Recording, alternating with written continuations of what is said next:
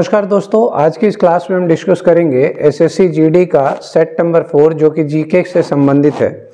इससे पहले मैं आपको 3 सेट करवा चुका हूं और वो सारे सेट जो तैयार किए गए थे वो एसएससी जीडी प्लस बाकी के एग्जाम्स में पूछे गए क्वेश्चंस हैं।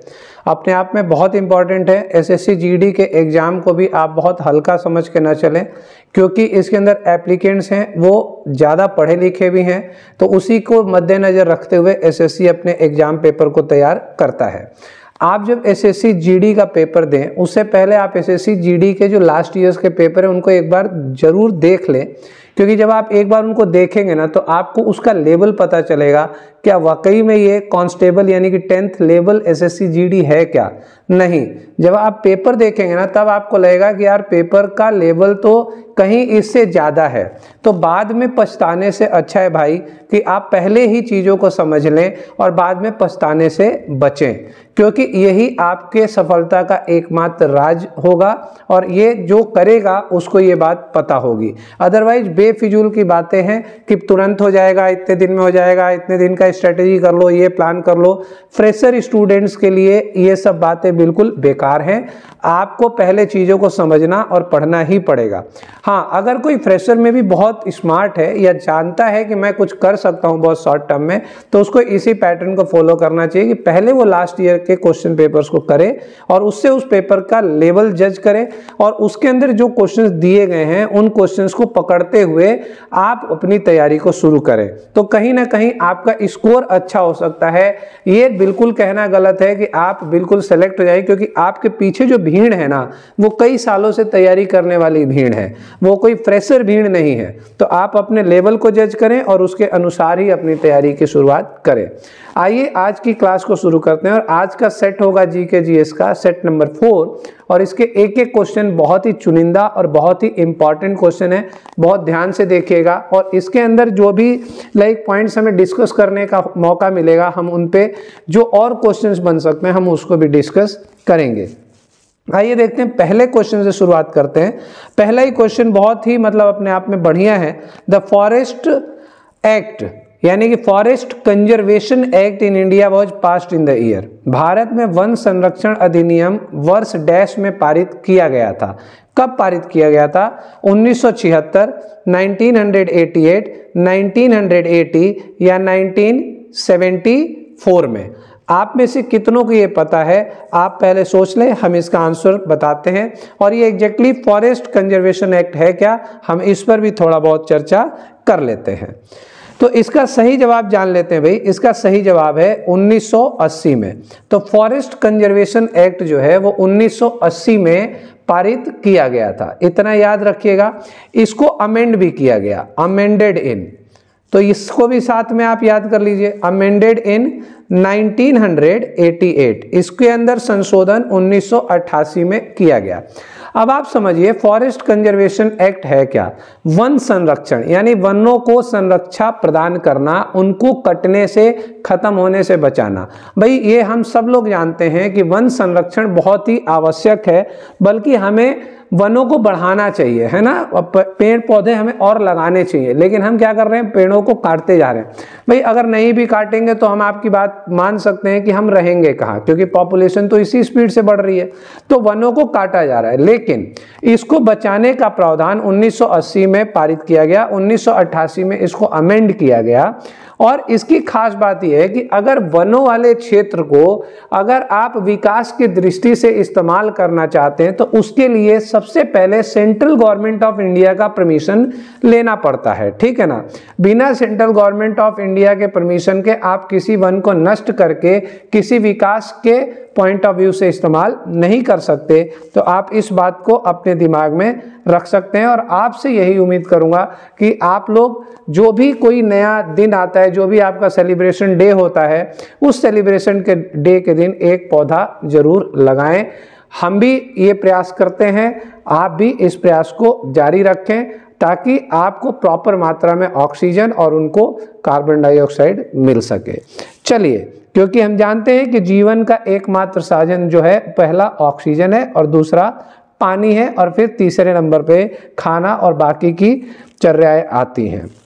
नेक्स्ट क्वेश्चन की ओर बढ़ते हैं भाई। अगला क्वेश्चन है इन विच ईयर वॉज प्रधानमंत्री जीवन ज्योति बीमा योजना लॉन्च्ड? प्रधानमंत्री जीवन ज्योति बीमा योजना किस वर्ष शुरू की गई थी? 2018 में, 2014, 2015 या 2017 में? बहुत प्रचलित है प्रधानमंत्री जीवन ज्योति बीमा योजना। आपने इसके बहुत सारे एडवर्टीजमेंट देखे होंगे, बहुत सारे इलेक्शन के अंदर इसकी कैंपेनिंग भी देखी होगी। इसका सही आंसर है 2015 में प्रधानमंत्री जीवन ज्योति बीमा योजना चालू किया गया था। इसके लिए एक इम्पॉर्टेंट बात यह है कि बैंक में खाता होना जरूरी है, और ये किस एज के लोगों के लिए है? ये 18 साल से 50 साल तक के लोगों के लिए है। मतलब जो 50 साल से ऊपर के हैं वो लोग इसको अप्लाई नहीं कर सकते, उनको प्रधानमंत्री जीवन ज्योति बीमा योजना का लाभ नहीं मिल सकता।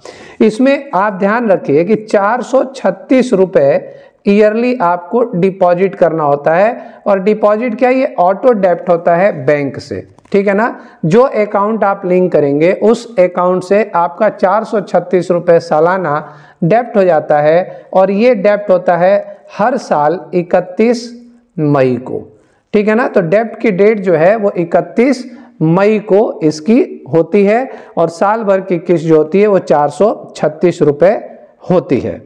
अगले क्वेश्चन की ओर बढ़ते हैं भाई। अगला क्वेश्चन है, which of the following functions is not controlled by the medulla oblongata? कौन सा फंक्शन मेडुला ऑब्लोंगाटा के द्वारा कंट्रोल नहीं किया जाता? ठीक है ना। जैसे ऑप्शंस हैं, टू स्नीजिंग, छींकना, ठीक है, छींकने को मेडुला ऑब्लोंगाटा कंट्रोल करता है कि नहीं करता? क्या आप जानते हैं इस बात को? वॉमिट, उल्टी करना, क्या मेडुला ऑब्लोंगाटा के द्वारा इसको कंट्रोल किया जाता है? क्लैप, ताली बजाना, ताली बजाने को कंट्रोल कौन करता है? कंट्रोल इन द सेंस कि एक समय, ऐसा नहीं है कि छींक नहीं आएगी, ऐसा नहीं है कि आप उल्टी नहीं करेंगे, ऐसा नहीं, लेकिन वो कुछ समय के बाद वो रुक जाती है। तो ये रुकने का जो काम होता है, ये रोकने का, कंट्रोल करने का, ये किसके द्वारा किया जाता है? ये मेडुला ऑब्लोंगाटा के द्वारा किया जाता है। और कफ है ना, जो कफ जम जाती है सर्दियों के मौसम में, अक्सर आजकल आप लोगों को दिखता होगा सर्दी हो जाती है, कफ हो जाता है, तो कफ। तो इन चारों में से कौन सा ऐसा है एक विकल्प जिसको मेडुला ऑब्लोंगाटा कंट्रोल नहीं करता है? क्या आप जानते हैं इसके ऑप्शन को? जो जानते हैं वो प्लीज बता दिया करें कि मेरे इतने, अगर हम कुछ नंबर ऑफ क्वेश्चंस करते हैं तो क्वेश्चन में से कितने क्वेश्चन आपके करेक्ट हुए हैं, ये जरूर बता दिया करें। नेक्स्ट इसी को देखते हैं, इसका सही आंसर जानते हैं। इसका सही आंसर है ताली बजाना। मेडुला ऑब्लोंगाटा का काम जो होता है वो ताली बजाने को रोकना नहीं होता है, ठीक है ना। वो इसको नहीं रोक सकता, वो छींकने को रोकता है, उल्टी करने को रोक देता है, खांसने को रोक देता है, लेकिन ताली बजाने वाले फंक्शन को मेडुला ऑब्लोंगाटा नहीं रोक पाता है। क्लियर है भाई, ये आप ध्यान रखिएगा। साथ में मेडुला ऑब्लोंगाटा हेल्प्स इन, ठीक है ना, हेल्प्स इन रेगुलेटिंग। और क्या क्या चीज रेगुलेट कर सकता है आप लिख सकते हैं यहाँ पर, जैसे रेस्पिरेशन है ना, सांस लेना रेस्पिरेशन में काम करता है। हार्ट बीट्स है ना, हार्ट बीट्स में भी ये काम करता है, ठीक है। वॉमिटिंग आपके पास हो ही गया, ठीक है, इसको लिख सकते हैं आप वॉमिटिंग रिफ्लेक्स, वॉमिटिंग रिफ्लेक्स, ये चीजें हैं, ठीक ना। तो ये रेगुलेट करता है रेस्पिरेशन को, हार्ट बीट को या वॉमिटिंग रिफ्लेक्शन को। चलिए अगले क्वेश्चन की ओर बढ़ते हैं भाई। Which of the following lakes was formed by meteor impact during the Pleistocene? निम्नलिखित में से किस झील का निर्माण अत्यंत नूतन युग के दौरान उल्का प्रभाव द्वारा हुआ था? ऑप्शन है Vembanad lake Kerala, Chilka lake Odisha, Loktak lake Manipur या लूनार लेक महाराष्ट्र। बताएं किसको ये सही पता है इसका आंसर? सही आंसर है डी, लूनार लेक महाराष्ट्र, ठीक है ना। Lunar lake Maharashtra was formed by meteor impact during the Pleistocene. अब आइए जरा इससे संबंधित ना कुछ और भी क्वेश्चंस बनते हैं, हम उनको जिक्र कर लेते हैं। पहली बात तो ये कि ये आइडेंटिफाई कब की गई? आइडेंटिफाइड, तो कब की गई है आइडेंटिफाई?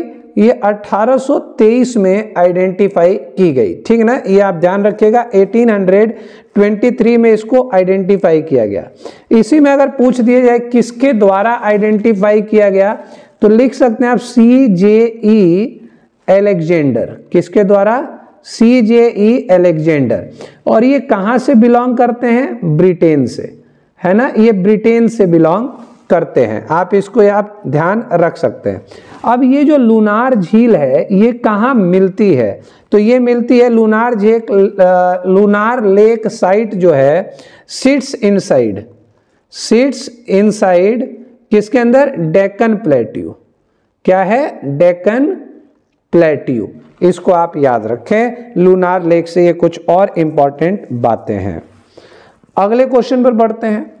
अगला क्वेश्चन है विच committee was appointed by standing committee of the non party conference. Which committee was appointed by the standing committee of the non party conference in November 1944 to investigate communal matters in the judicial framework after the breakdown of Gandhi-Jinnah talks on communal problems। ठीक है, सांप्रदायिक समस्याओं पर गांधी जिन्ना वार्ता में के टूटने के बाद एक न्यायिक ढांचे में सांप्रदायिक मामले की जांच करने के लिए नवंबर 1944 में गैर दलीय सम्मेलन का स्थायी समिति द्वारा किस समिति को नियुक्त किया गया? ऑप्शन है जाकिर हुसैन समिति, सप्रू समिति, सरदार पटेल समिति या बलवंत राय मेहता समिति। इन समितियों के बारे में भी आप थोड़ा अलग से पढ़ लीजिएगा। समितियां भी आजकल एग्जाम पॉइंट ऑफ व्यू से इंपॉर्टेंट होने लगी हैं, ठीक है। करेक्ट आंसर देखते हैं। करेक्ट आंसर है इसका सप्रू समिति, ठीक है, ध्यान रखिएगा। क्वेश्चन लेंथी है, थोड़ा समझ के करिएगा। और सही आंसर है इसका सप्रू समिति। अब सबसे पहली बात आप समझिए कि सप्रू कमिटी रिपोर्ट जो है ये कब सबमिट किया गया? रिपोर्ट सबमिटेड यानी पब्लिश्ड, है ना, पब्लिश्ड कब किया गया? तो ये हुआ 1945 में, ठीक है। और प्रिपेयर्ड कब किया गया? प्रिपेयर्ड बाई, यहां पे ये भी लिखिए आप, prepared by non party conference. क्या? नॉन पार्टी कॉन्फ्रेंस कब किया गया? ये 1944 में। तो सप्रू समिति पब्लिश किया गया 1945 में, प्रिपेयर किया गया नॉन पार्टी कॉन्फ्रेंस के द्वारा 1944 में, ठीक है। और इसके हेड कौन थे? अगर हम इसके पूछे हेड कौन थे, तो हेड में लिखिए सर तेई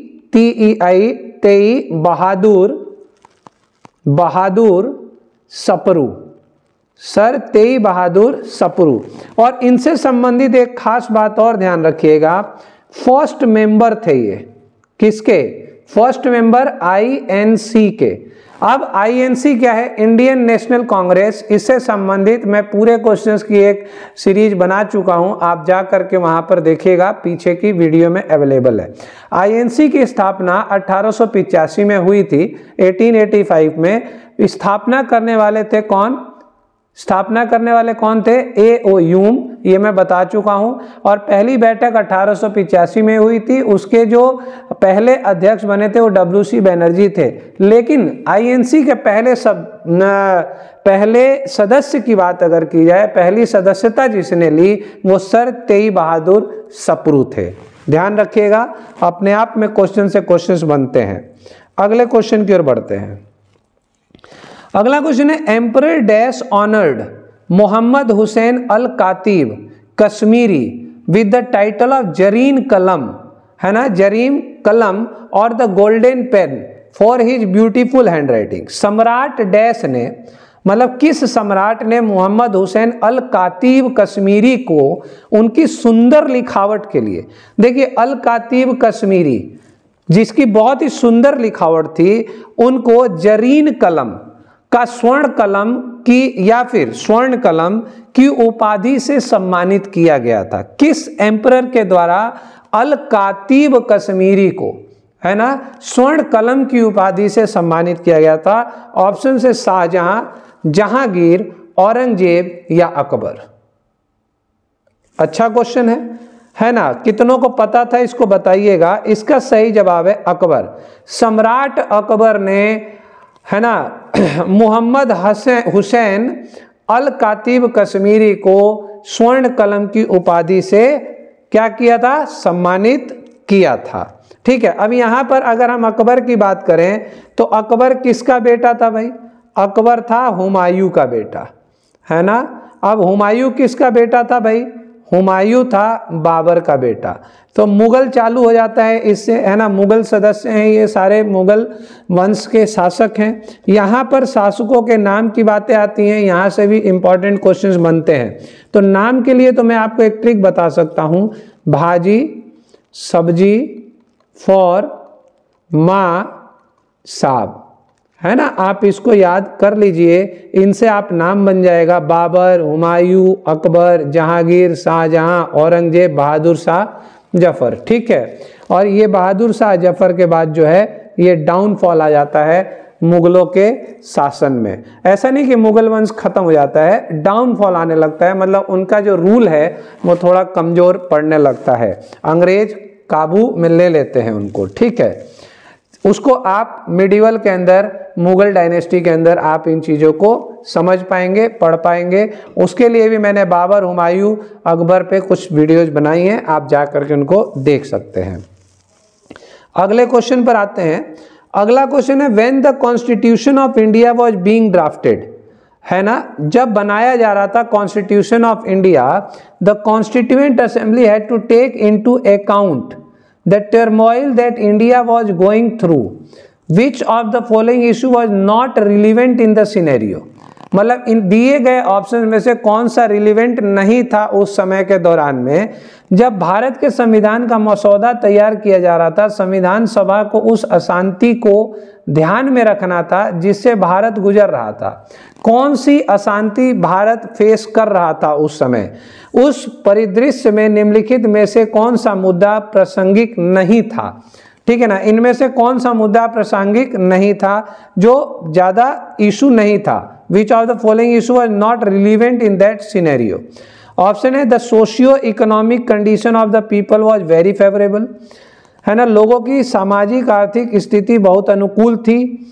the princely states were uncertain in about their future, रियासतें अपने भविष्य के बारे में अनिश्चित थी। The country was made up of many different communities, देश कई अलग अलग समुदायों से बना था। The partition of India and Pakistan was confirmed, Bharat और पाकिस्तान के विभाजन की पुष्टि हुई थी। आपको क्या लगता है इसमें से? चलिए, सही जवाब है इसका ऑप्शन नंबर ए। ठीक है ना, लोगों की सामाजिक आर्थिक स्थिति बहुत अनुकूल थी। ठीक है ना, ये गलत है, सामाजिक और आर्थिक स्थिति बहुत अनुकूल नहीं थी उस समय। ठीक है, और यही बात सही है, बाकी सब चीजें तो उस समय थी, चिंता का विषय थी, लेकिन ये जो अनुकूलता थी सामाजिकता का या फिर फाइनेंशियल कंडीशंस का, वो अनुकूल नहीं थी, इसी को लेकर के चिंतित थे। अगला क्वेश्चन है, Kadamai was a form of land revenue under the dynasty. Kadamai dash राजवंश के तहत भू राजस्व का एक रूप था। कौन सी डायनेस्टी के अंदर कदमई नामक लैंड रिवेन्यू लिया जाता था? ऑप्शन से चोल, कुषाण, चालुक्य या गुप्ता। सही आंसर है चोल डायनेस्टी। ठीक है ना, चोल डायनेस्टी, आप ध्यान रखिएगा, संगम युग के अंदर आपको पढ़ने को मिलती है, छोटे छोटे टॉपिक मिलते हैं चेर, चोल, चालुक्य के। बहुत सारी जगह इसको स्टूडेंट्स स्किप कर देते हैं, मैंने खुद देखा है, लेकिन आप इसको स्किप ना करें। जो स्किप करने वाला पार्ट आपको लगता है ना कि यार ये तो बहुत प्रचलित नहीं है, तो आप इस टॉपिक को जरूर पढ़ें जो बहुत प्रचलित नहीं है, क्योंकि जो एग्जामिनर का क्वेश्चन होता है ना, खासतौर से इतिहास के अंदर, जो प्रचलित है वो कम कर दिया गया है, जो प्रचलित नहीं है वो क्वेश्चन ज्यादा पूछा जाता है। तो उस सेक्टर, उस सेगमेंट को पढ़ना आप बिल्कुल ना छोड़ें, उसको जरूर पढ़ें और उससे बनने वाले सारे क्वेश्चंस की ओर जरूर होकर गुजरे, क्योंकि वही क्वेश्चंस आपको एग्जाम में पास कराएंगे। सबसे भिन्नता होना ही आपको सिलेक्शन का मार्ग दिखाता है। ध्यान रखिएगा। तो चोल डायनेस्टी की अगर हम बात करते हैं तो ये कौन सी डायनेस्टी है, एक southern Indian Tamil family dynasty है, ठीक है ना, Tamil family dynasty, Tamil dynasty है, ठीक है ना। इसके बारे में एक और बात, लॉन्गेस्ट, ठीक है, लॉन्गेस्ट रूलिंग डायनेस्टी आप कहिए, लॉन्गेस्ट रूलिंग डायनेस्टी किस में, वर्ल्ड में भैया, है ना, विश्व में सबसे लॉन्गेस्ट रूलिंग डायनेस्टी इसको माना जाता है। इसकी ओल्डेस्ट कैपिटल के तौर पे कभी अगर आपसे क्वेश्चन पूछे तो आप नोट कर सकते हैं, ये वो है उर्रैयूर, ठीक है ना, उर्रैयूर इसकी कैपिटल है, आप इसको आप ध्यान रखिएगा।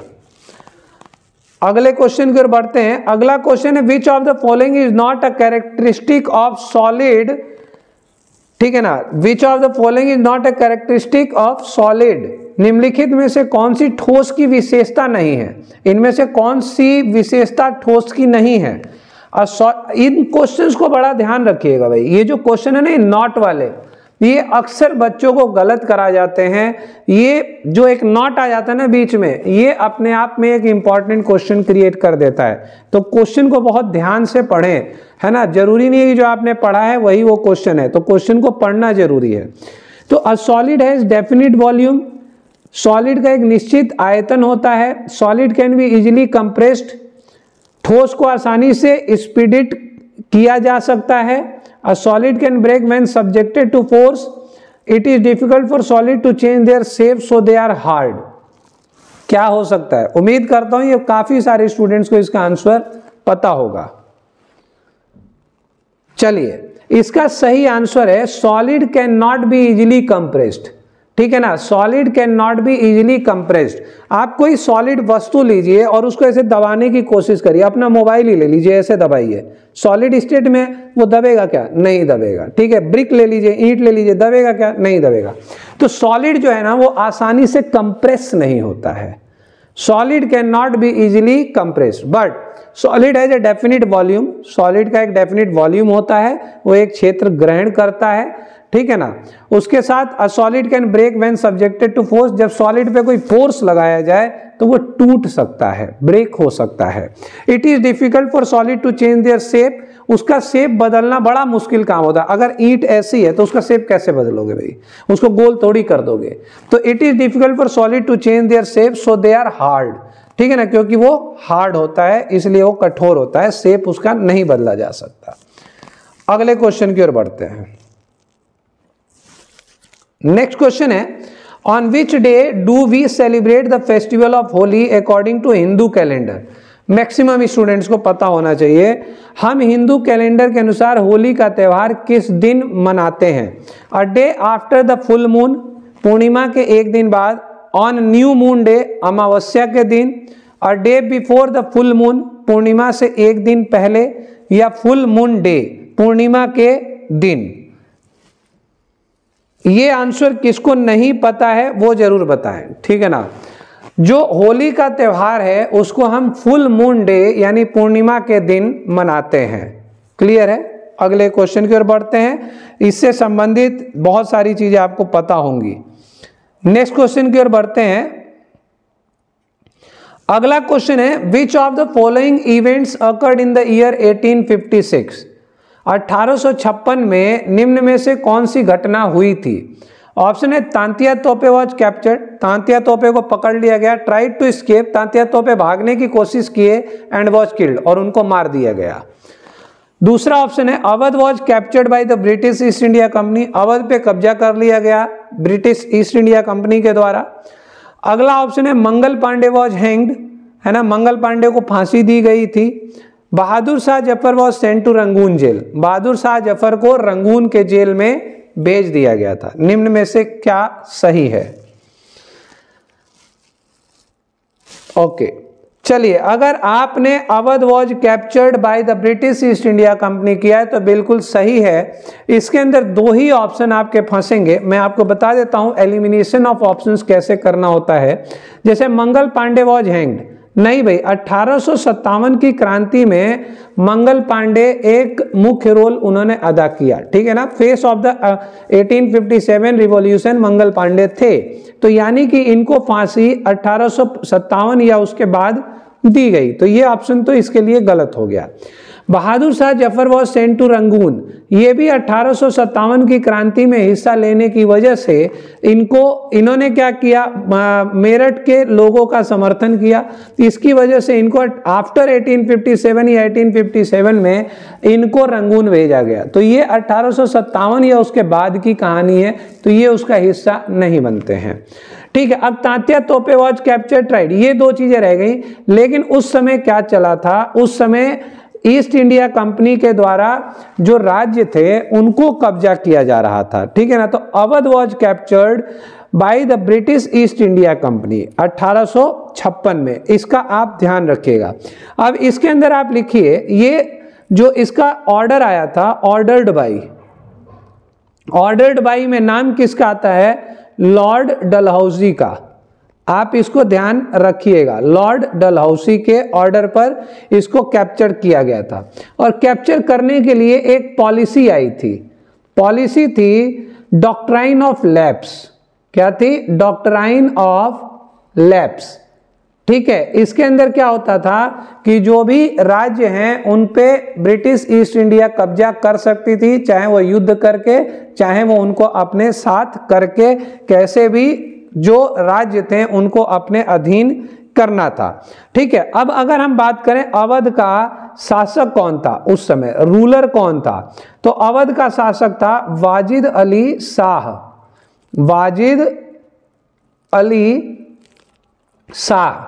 जब अवध को कैप्चर किया गया तो वाजिद अली शाह जो था वो यहाँ का रूलर था। और साथ ही साथ में आप कुछ बातें और नोट कर सकते हैं, जैसे डॉक्ट्राइन ऑफ लैप्स के अंतर्गत बहुत सारे राज्यों का या उस लाइक उनको अपने अधीन किया गया, जैसे सतारा था, है ना। सतारा को आप लिख सकते हैं 1848 में कैप्चर किया गया, ठीक है। जैतपुर था, इसको 1849 में कब्जा किया गया, ठीक है। संबलपुर था, कौन, संबलपुर। तो ये सब टॉपिक देखिए, कहीं से लगते हैं क्या कि ये मतलब एसएससी जीडी में पूछे गए क्वेश्चन है, लेकिन यही सच है कि पूछे गए हैं। उदयपुर भी था, है ना, उदयपुर था 1852 में, ठीक, 1852 में। झांसी को भी कब्जा किया गया था, झांसी को किया गया था 1853 में, है ना। और वही 1857 की क्रांति में रानी लक्ष्मीबाई अपनी झांसी को छुड़वाने के लिए लड़ी और उसमें वो मारी गई, ठीक ना। तो आप इसको ध्यान रखिएगा। अगले क्वेश्चन पर बढ़ते हैं। अगला क्वेश्चन है, which of the following is the oldest joint stock bank in India established in 1865। निम्न में से कौन सा 1865 में स्थापित भारत का सबसे पुराना संयुक्त स्टॉक बैंक है। स्टेट बैंक ऑफ ट्रेवेनकोर, देना बैंक, कैनरा बैंक या इलाहाबाद बैंक, जिसको अब इंडियन बैंक कर दिया गया है। Allahabad bank is now known as Indian bank. तो इसका सही आंसर आप बताएं क्या है 1865 का आंसर। सही आंसर है इलाहाबाद बैंक, ठीक है ना, जिसकी स्थापना 1865 में की गई। इसको आप याद रखिएगा। Allahabad bank is the oldest joint stock bank in India established in 1865। अगला question, which of the following is a unicellular organism. निम्नलिखित में से कौन सा एक कोशिकीय जीव है। Red algae, muscular efforts, fungus या बैक्टीरिया, बताएं। चलिए, ऑप्शन है बैक्टीरिया। बैक्टीरिया जो है ना इज अ यूनिसेल्युलर ऑर्गेनिज्म, एक कोशिकीय जीव है, एक कोशिकीय जीव है। इसको आप ध्यान रखिएगा। आप यहाँ पे कुछ और पॉइंट समझ लीजिए, जैसे क्वेश्चंस पूछे गए हैं इसके ऊपर। Living organisms are made up of, living organisms are made up of, made up of, ठीक है ना। Living organisms are made up of किसका, वन और मोर यूनिट्स ऑफ सेल्स, इसको आप ध्यान रखिएगा। Living organisms are made up of 1 और मोर यूनिट्स ऑफ सेल्स। अगला चलते हैं, इसी में एक पॉइंट और लिख लीजिए, ऑर्गेनिजम्स कंसिस्ट ऑफ किसका, only one cell, only one cell, ठीक है, कॉल्ड, क्या कहा जाता है उसको, कॉल्ड सेलुलर ऑर्गेनिज्म। क्या कहा जाता है, सेलुलर ऑर्गेनिज्म, इसको आप नोट कर लीजिए, ठीक है। और इनके एग्जाम्पल्स आप लिख सकते हैं, जैसे ईस्ट है, यूनिसेलुलर में आता है, ठीक है, बैक्टीरिया है, यूनिसेलुलर में आता है, मान लो कल बैक्टीरिया ना हो के कुछ और हो तो, ठीक है, नॉस्टॉक है, यूनिसेलुलर में आता है, और ऐसे तमाम है, उसकी आप लिस्ट एक बार चेक कर लीजिएगा। क्लियर है भाई? अगले क्वेश्चन की ओर बढ़ते हैं। अगला क्वेश्चन है, classical singer Girija Devi was proficient in which form of Hindustani classical music. शास्त्रीय गायिका गिरिजा देवी हिंदुस्तानी शास्त्रीय संगीत के किस स्वरूप में पारंगत थी? तराना में, ध्रुपद में, ठुमरी में, या ख्याल में? गिरिजा देवी है ना, बहुत फेमस हैं। गिरिजा देवी जो हैं वो ठुमरी में, ठीक है ना। Proficient in which form of Hindustani classical music, तो ठुमरी म्यूजिक में वो काफी प्रोफिशिएंट है, ठीक है ना। तो ठुमरी के लिए ये प्रसिद्ध हैं गिरिजा देवी, आप याद रखिएगा। गिरिजा देवी का घराना जो है वो आता है कहाँ का, बनारस घराना। कहाँ से आता है, बनारस के घराने से आती हैं। गिरिजा देवी को क्वीन ऑफ ठुमरी कहा जाता है, क्वीन ऑफ ठुमरी, ठीक है ना। क्वीन ऑफ ठुमरी यानी ठुमरी की रानी कहा जाता है गिरिजा देवी को। अब इन्होंने बहुत सारे पदक जीते हैं, वॉन, जैसे आप लिख लीजिए पद्मश्री, है ना, पद्मश्री।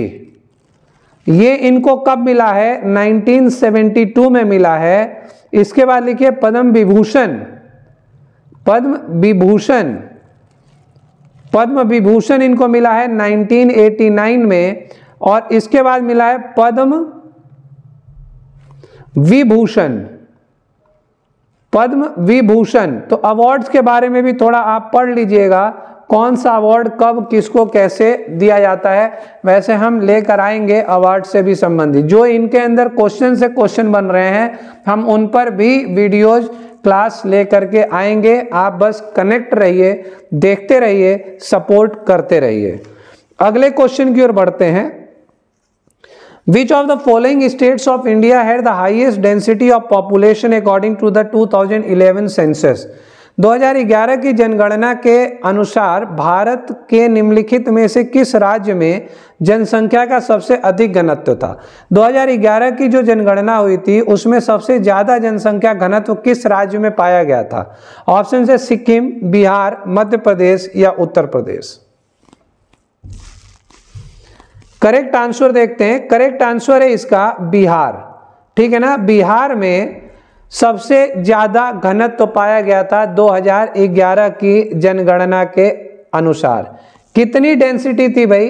2011 की जो डेंसिटी थी वो थी 1106, है ना। और अगर यही 2011 से 2001 की बात की जाए तो 2001 में बिहार की डेंसिटी जो थी वो 881 थी, ठीक है। अगर यहां पर हम बात करें लीस्ट घनत्व वाला, लीस्ट डेंसिटी वाला राज्य, तो वो था अरुणाचल प्रदेश, अरुणाचल प्रदेश, ठीक है। और अगर यूटीज की बात करें, यूनियन टेरिटरीज की, तो यूटीज में अगर आप जाएंगे तो यहां पर दोनों क्वेश्चन आपसे बना देते हैं, मैक्सिमम डेंसिटी और लीस्ट डेंसिटी।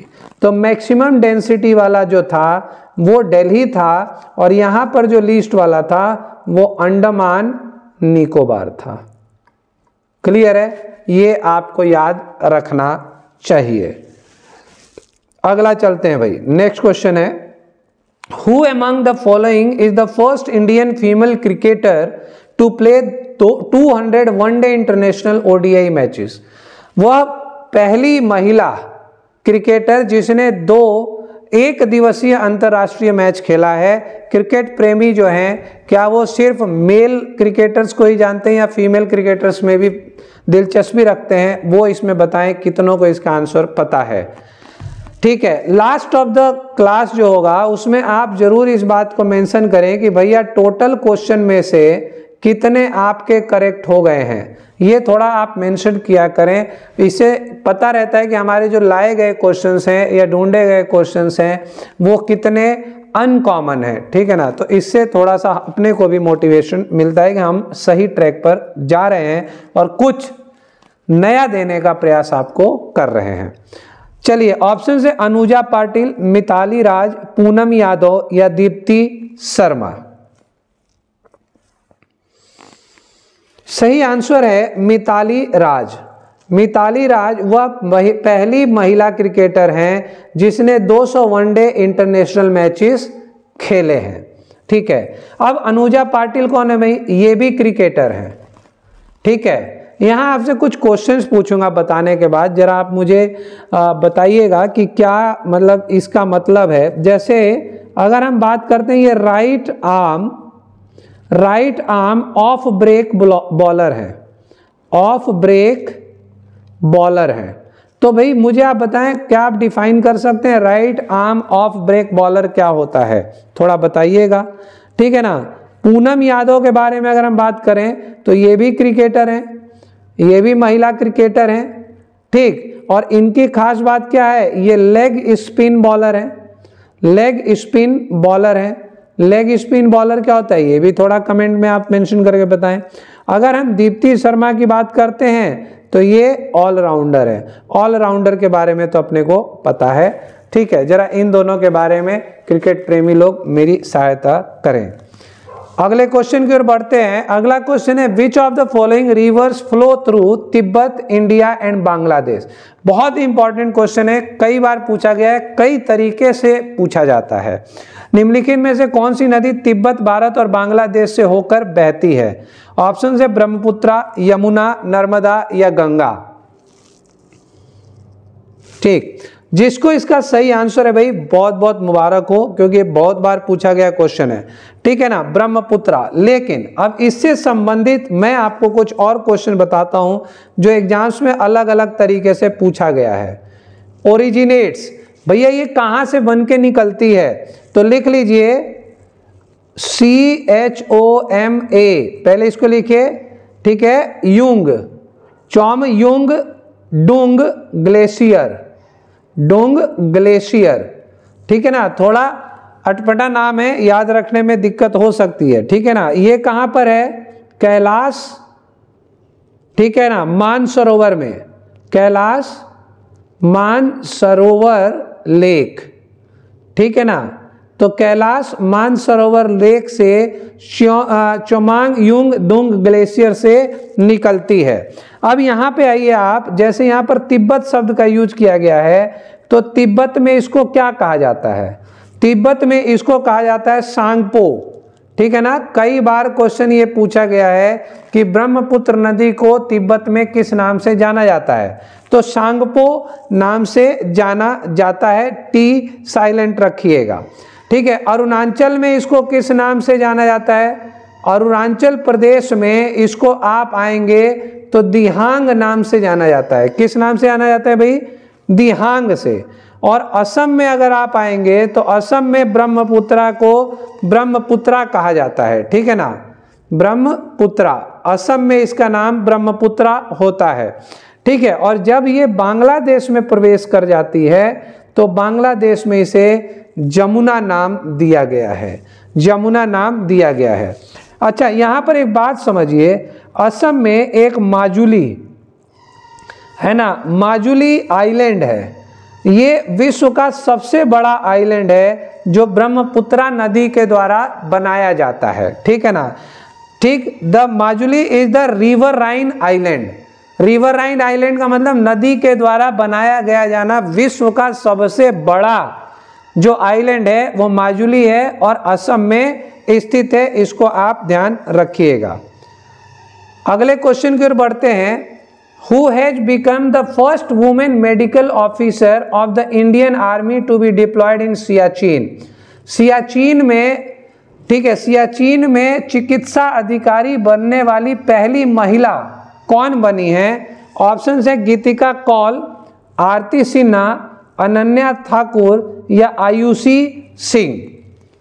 ठीक, सियाचिन जो कि सबसे ऊंची चोटी है भारत की, वहां पर वुमेन मेडिकल ऑफिसर नियुक्त हुई हैं इंडियन आर्मी में, उनका नाम है गीतिका कौल। करंट अफेयर से संबंधित ये क्वेश्चन है, बहुत इंपॉर्टेंट है, इसको ध्यान से याद रखिएगा, इंपॉर्टेंट बनेगा क्योंकि पहली महिला मेडिकल ऑफिसर बनी है।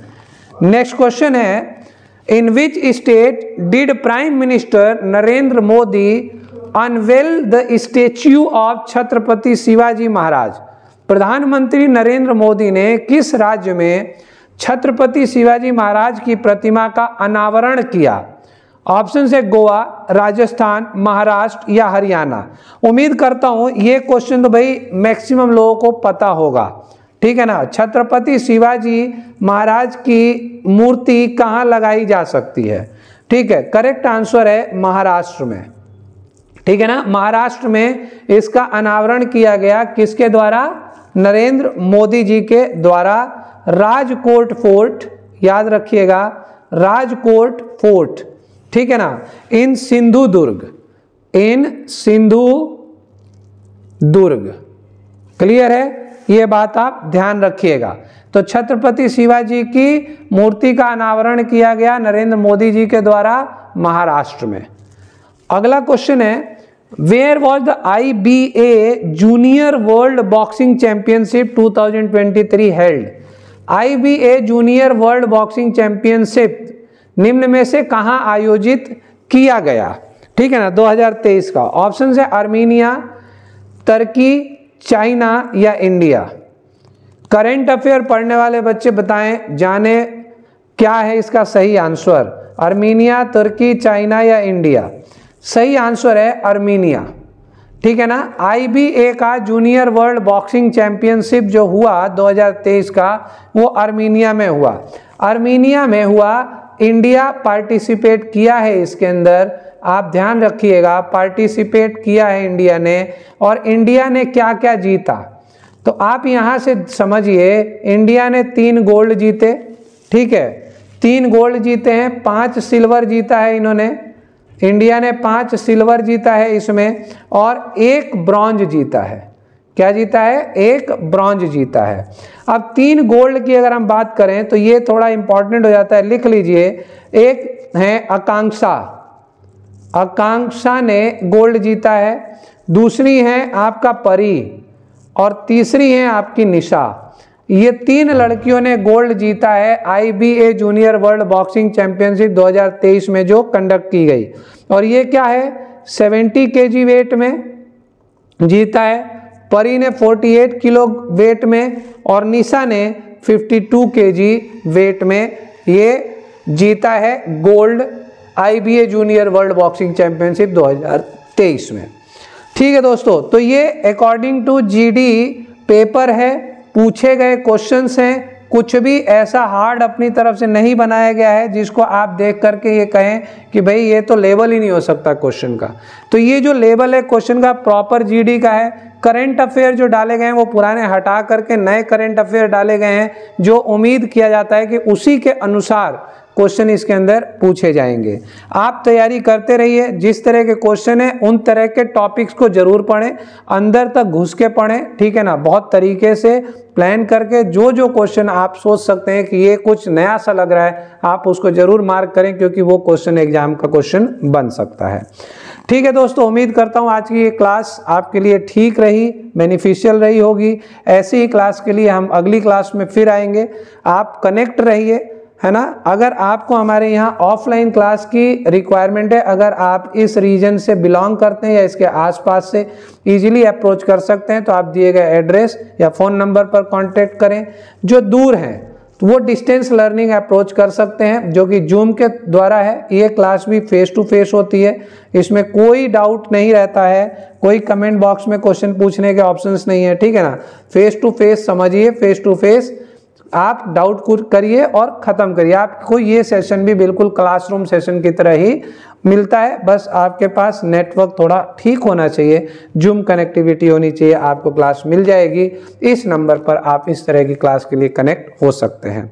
ठीक है दोस्तों, उम्मीद करता हूं कि आपको क्लास ठीक लग रही होंगी। आप सारी क्लासेस जो भी हैं उनको अटेंड किया करें, सारी वीडियो जो अपलोड होती हैं आप उनको पढ़ा करें, बार बार पढ़ें, ताकि वो क्वेश्चन आपके जहन में बस जाए। ठीक है, और ज़रूर इनमें से क्वेश्चंस आपको पूछे जाएंगे। 100% तो नहीं कह सकते, लेकिन 75, 80, 85% तक क्वेश्चन इन्हीं में से पूछे गए भी हैं और पूछे जाएंगे भी। ठीक है, मिलते हैं अगली क्लास में, तब तक के लिए जय हिंद।